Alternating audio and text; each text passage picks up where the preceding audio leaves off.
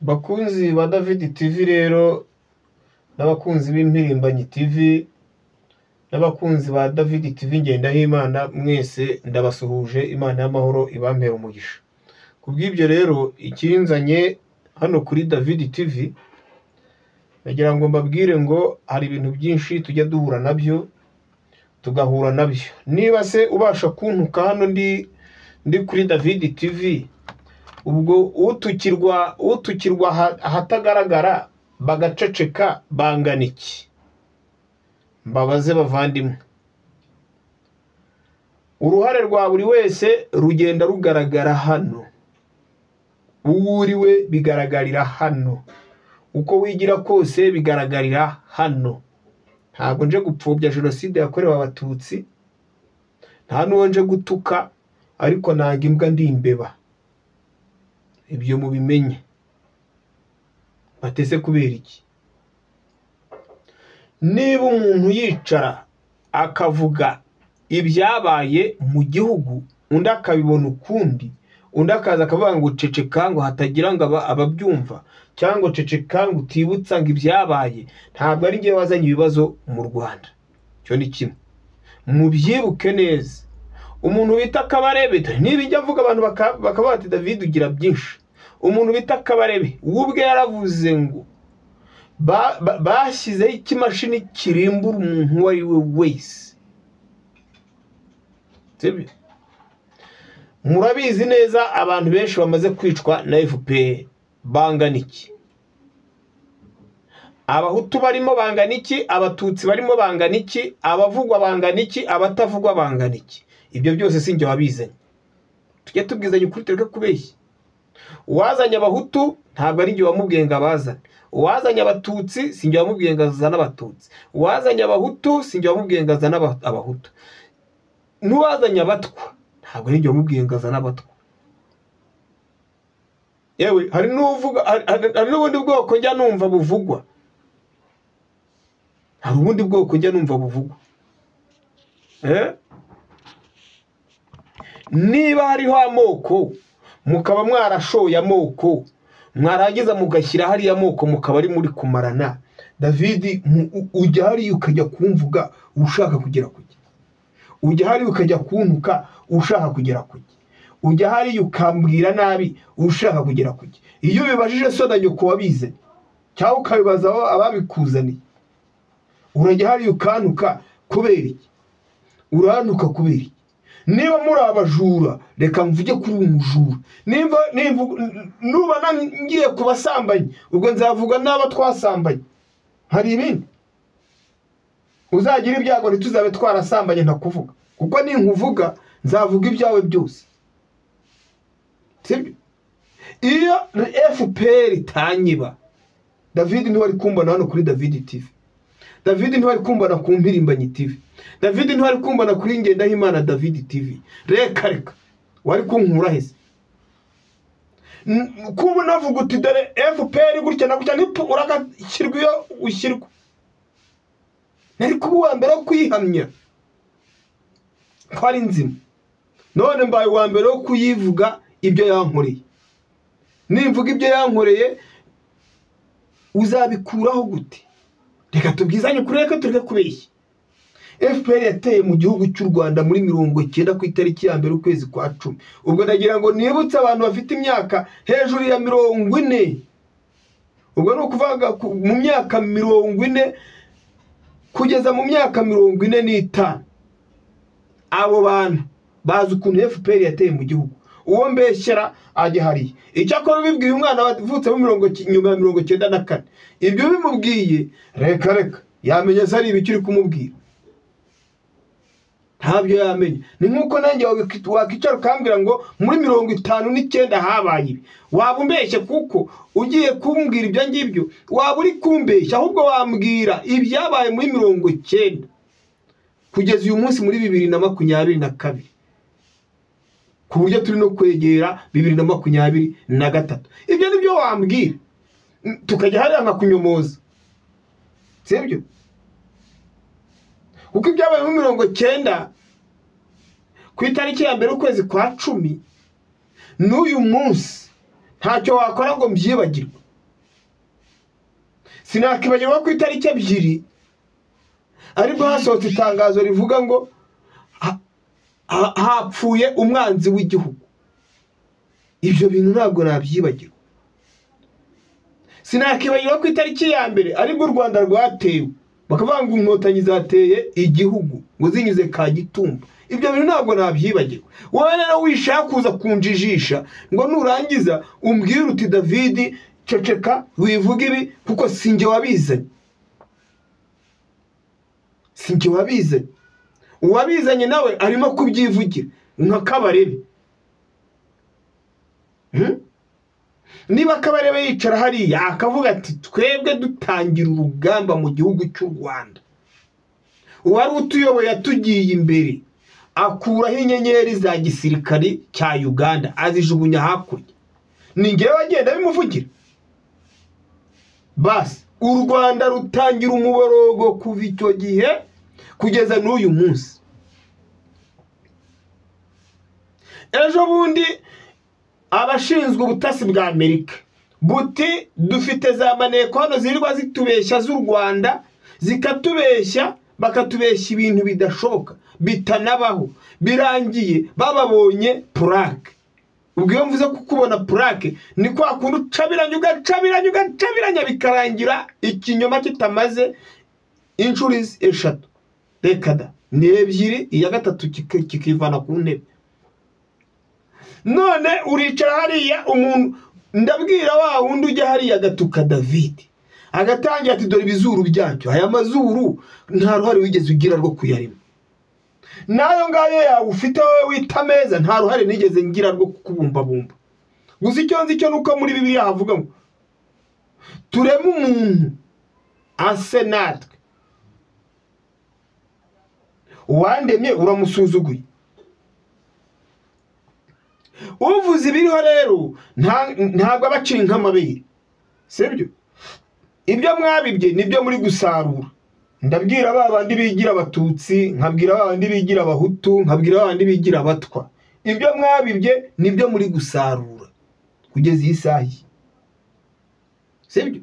None se niba ubasha kuntuka hano kuri cano, ukantuka kuri izi cano zombi uko ari 3, David TV, ukantuka kuri David TV Ngendahimana, ukantuka ku Mpirimbanyi TV, ukagenda hari ukantuka ati wa muhutu warambyaye, undi ati wa mututsi waramubyaye, undi ati wa mutwa waramubyaye. Ngira ngo mwarabyumvishe mu minsi yashize, hari uwicaye hariya ati wowe uri n'umutwa, ibyo murabizi. Hari n'undi wicaye hariya ati wa muhutu, ibyo mwabibonye. Hari n'undi wicaye hari mbese icyo wumva ushaka, hari n'uwigeze anyita ngo ndi ingurube, ibyo byose murabizi. Usuzuguye Imana yafashe ikantereka hano ku isi, wowe ubwawe wowe utekereza kuri igiki ku buryo ubasha kwicara ari ukantuka? Aho rero sinje gutukana nawe, nagira mbabwire rero mbabwize ukuri, sibyo? Uruhare rwanyu nirwo rubagira gute rubagaragaza abo muri bo. Urwango mufiti abahutu nirwo rubagaragaza ko muri abatutsi. Urwango umututsi afitiye umuhutu nirwo rumugaragaza. Urwango umuhutu yazagira umututsi nirwo ruzamugaragaza. Niko yi ni ejo bundi mwabonye ukuntu ngo hari abapasinze harya ngo bahawe amapeti. Narababajije ngo muzanyere ku muhutu, mwaramubuze. Umugore wanjye aricara ati Miss Rwanda, ati bamwe bandi. Ibyo kubisobanura byarabananiye, ahubwo byabaye ikibazo. Uti David ibi bintu muvuga nibiki? Reka tuvuge imbwa mu mazina yayo. Narababwiye ngo hari abazifuza kuba abahutu bibananire, ndababwiye ngo hari abazifuza kuba abatutsi bibananire, ndababwiye ngo n'abazifuza kuba abatwa bibananire, hari n'abazifuza kuba abanyarwanda bibananire, n'abazifuza kuba abagande bibananire. Ibyo byose nari babwiye, nta na kimwe nabahishe. Niba rero ntacyo nabahishe, urajya hari ukajya unyoberanyaho nkande uti twese turi abanyarwanda. Niba muri abanyarwanda kuki mudafata abanyarwanda kimwe? Umugore yarabaje ati kuki mwubakiye abatwa mukubakira abatutsi, abahutu kuki mutabubakiye? utabahutu bisha abantu babice ryari kuwa kanga isaha ya ryari wari kwica umuhutu yari kwica umututsi agahisha umututsi hari ibintu mwishuyemo murabizi none se abahutu nibo bavuye muri Uganda baraza batera igihugu ibintu muba mu ibiki Mwebwe muraza nta amatiku yanyu mwabayemo ibibazo mwatejwe n'ababyeyi banyu ibibazo mwatejwe na basogokuru banyu ibibazo mwatejwe n'ubuvivure bwanyu cyangwa abuzukuru banyu mukaza kubinzanaho ubinzanaho nkande icyo bibye nicyo usarura ngiro ni nicaye hariya nkavuga ibyo mbona winzana mu byawe wumva bikuri mu mutwe uti twebwe twarababariye tubabarira abahutu wababariraga wowe uruwuhi wababariraga uruwuhi reka turekera ibi biri kuba muri Kongo ntabwo negeye hariya kuri David TV nkabwa ni banyarwandakazi muntu uvuga ururimi rw'ikinyarwanda ndabinginze mwokabyara dore muri Kongo mu burasirazuba hagiye kuba genocide mwakihanganye mukava mu gihugu cy'abandi mugataha iwanyu muti David ibyo bivuga nkande nyamara narabibonye ndabivuga ubu none ahangaha mugende ku mbuga zose zingana iki muraza kubona ikitwa umututsi wese ntabwo ari byo bari uko mwahisemo niko kubagira gute kubagira bo muri bo utumututsi agiye kurwanya umuhutu birangiye bari kwicwa n'ibisasu by'indege zo kwande zo muri Kongo ibyo byose ni iki ntababwiye uti David ibyo uri kuvuga ni ibiki niba ba mu moko na Bibiliya irabivuga iravuga iti bwoko bwanjye ubusa murareba Imana yaremye ubwoko ari yakigorye Bibiliya iravuga ngo bwoko bwanjye imiryango 12 runaka kugeza muri 12 ubwo n'ubwoko bw'Imana hari ugashitani mwigeze mubonamo ariko kubera inda nini n'ubwenge bunini mwishyizeho mutazi gushaka kurya mudakora gushaka gufata abandi mukabagira abagaragu banyu ibyo byose Uwiteka niyo mpamvu abazaho akaza akavuga ati ntugasuzugure ikiremwa cyanjye na rimwe nuko mukaduka rero udufuni mukaduterura mugafata abahutu mukica munyihangane ndavuga ibyo nabonye nkavuga n'ibyo munyereka hano ibyo byose murabinyereka kumugaragara izuba riva sibyo niba wicara hari ukavuga ngo wa muhutu wabwiwe n'iki ko ndi umuhutu yes wamaze kungaragariza icyo ndicyo n'umwana wajyaze mva ko ndi umuhutu nyine nutangira ukavuga uti mu Rwanda rwacu nta bwoko bugihari ukaza kunyibutsa ko umuntu bita Tito Rutarimara yavuze ko umuhutu ari umwanzi w'umututsi nta gihe kirashira yabivuze mu kwezi kwa kangahe hari mu kwezi kwa 7 niba atari kwa 5 harabivuga inyandiko ndayifite hano ibyo bintu sazabihakana gute nawe uragiye hari uruhagaze uti Madamu David ati rwose ati nta bwoko dufite mu gihugu ntabwo iyo bigeze mu kwa 4 ujya kwibuka iki wibuka ko habaye genocide yakorewe abatutsi harya ari umututsi ari n'umuhutu wapfuye mbere y'undi ninde ni ikibazo mbabajije ari umuhutu ari n'umututsi uwapfuye mbere y'undi ninde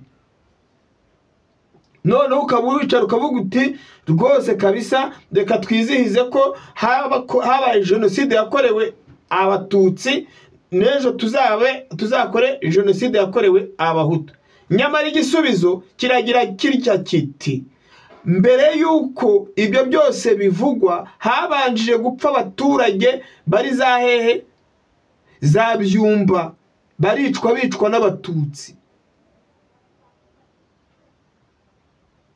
birangira bakuruye n'umuyobozi w'igihugu witwa Habyarimana Juvenal, perezida nyakubahwa Habyarimana Juvenal. Uwo si umuhutu se? Ni ryari mwari murigera mwicara ngo muvuge ngo reka dufate umunsi twibuke nyakubahwa perezida wa Repubulika y'u Rwanda Habyarimana Juvenal? Ni umuhutu? Niko amatwi yanjyamo muvuga ko ari umuhutu. Muzanyere ku munsi mwicara hariya mukavuga ngo reka twizihize perezida w'u Rwanda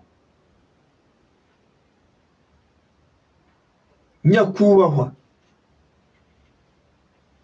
Habyarimana Juvenal. Turamwunamiye ku itariki runaka. Indege yamanuwe ku itariki 6 isaa 2:30. Niba mutari mubizi ubwo ndabwira n'urubyiruko rubyumve neza, yari umuhutu. Niko numva. None murangije muti ku itariki 7 nibwo abatutsi bapfuye. Mwibagirwa ko habanje gupfa umuhutu. We kucyatibukwa impamvu ni iyi? Ko muri bicucu mpuzamahanga.com nabivuga ngo David ngo ndi ikigoryi ngo ndi igiki. Warenze ukanzana ha amoko. Niba uri kunzana ha amoko reka tuvugishe ukuri teke kubeshya.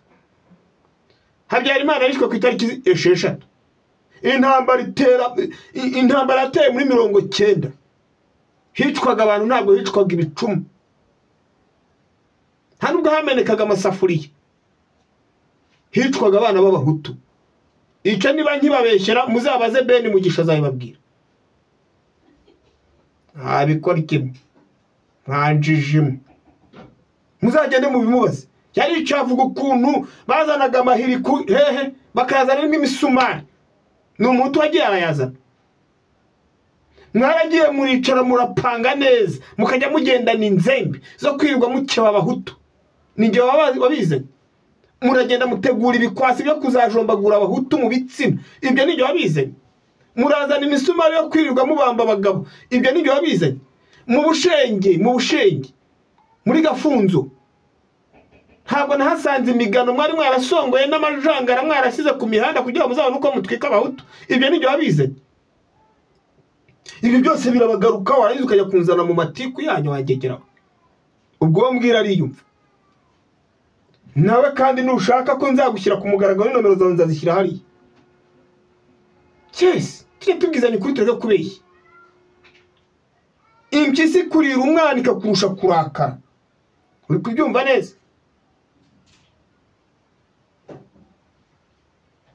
Ibintu mwishoremo murabizi.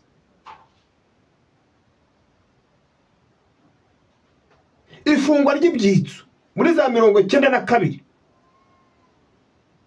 Niba wari uhari ndabwira abandi bafite imyaka za 40 kugeza kuri 45 aho ngaho. Abafite imyaka 30 gusubira hasi ntacyo nababwira.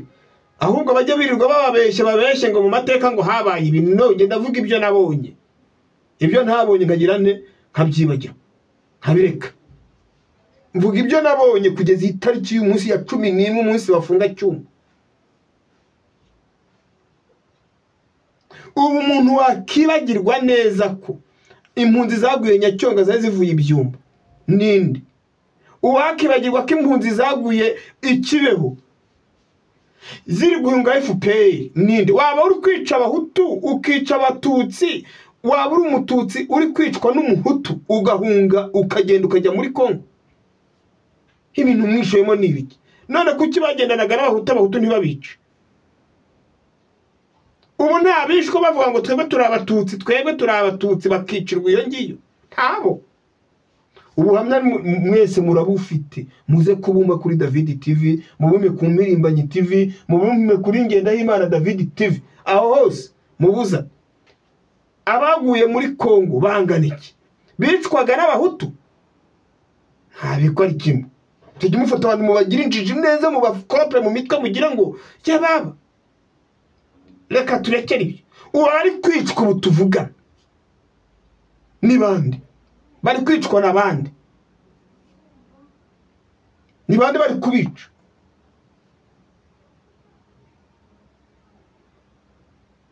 Ni mwebwe ubwanyu murihekura, mwamara kwihekura uti David navuze ndavuga. Abatutsi bari kwicwa nabandi ubu ngubu turi kuvuga. Ubu bari kwicwa nabandi, nimwe mbazije mu nsubize.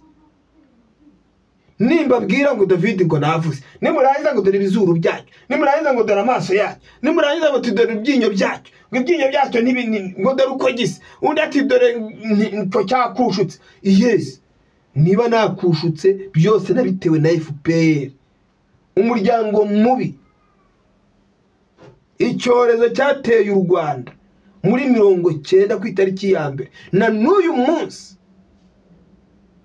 nta munyarwanda n'umwe utuje kubera FPR. Ukuri rero kuraryana.